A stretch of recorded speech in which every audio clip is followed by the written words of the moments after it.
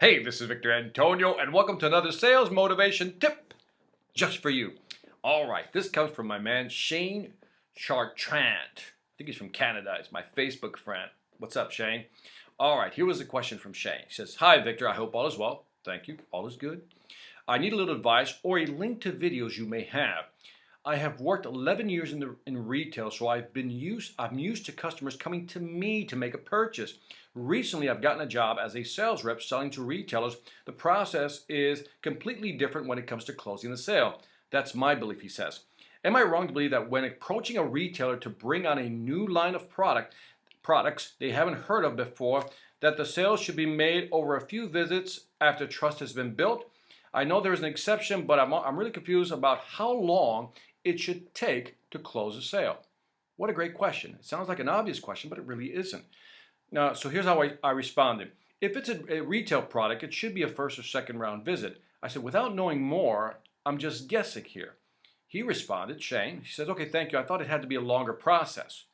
I responded again. I said, "Shane, it really depends, or it depends on the size of the order." Listen carefully, this is important. "The bigger the price and the number of people required to sign off will typically mean a longer sales cycle."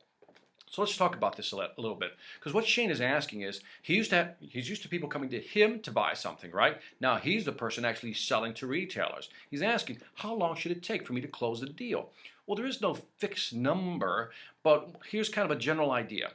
If it's a low value product, in other words, it's not an expensive product, something that can be bought easily, not expensive, not a lot of risk, then guess what? The transaction should be almost on the spot, or at least one, maybe two visits, okay? You don't want to keep going on and on. It's not worth your time. Because let's say, for example, I'm selling a $100 product, and I come to you and I'm trying to sell this $100 product, right? And again, I'm the guy's salesperson, you're a retailer, I'm trying to get you to take my product on. Right? Now, if I come to you with this $100 product, knowing that you're only going to buy maybe two or three a month, okay, so at most it'll be, again, $200-300 a month, then I have to ask myself, how many times do I want to visit you before I get a yes or a no? Again, because it's such a small order, I'm going to try once, maybe twice, but that's it. Because it's not worth me coming back every time. It's cost me time and money every time I come back to try to close you. I also should look at my sales pitch to make sure that I'm doing everything right if I'm not closing enough of these deals. Put that aside.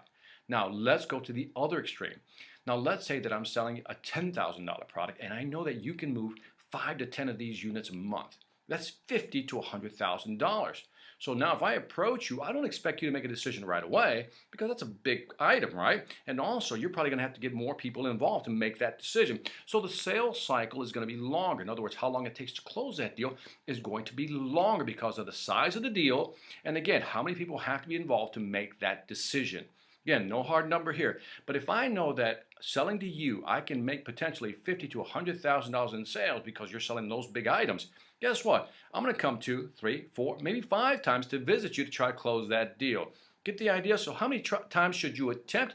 It really depends on the volume, how big the order is, and again, how many people are involved in making a business decision, whether it's a yay or nay to accept the product. Get the idea? So keep that in mind. How long does it take to close a sale? It depends on the size of the order, how big the value of that item is, and again, how many people are involved. Just wanted to summarize one more time. This is Victor Antonio. We will see you tomorrow.